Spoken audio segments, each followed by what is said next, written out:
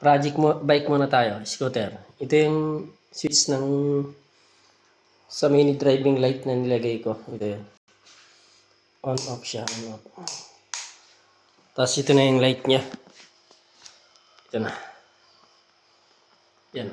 Yan na yung positioning niya.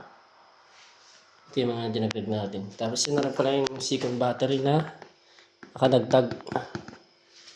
Yan.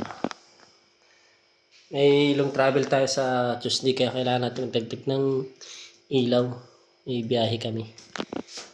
Ano yun bukid yun Kailangan ng liwanag na ilaw. Kasi itong ilaw ko hindi masyadong kalakasan to Pang city drive lang to ano tayo, probinsya sa Tuesday. Kaya nagdagdag tayo nito.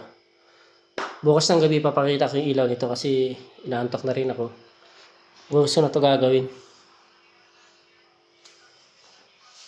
Okay. Good night.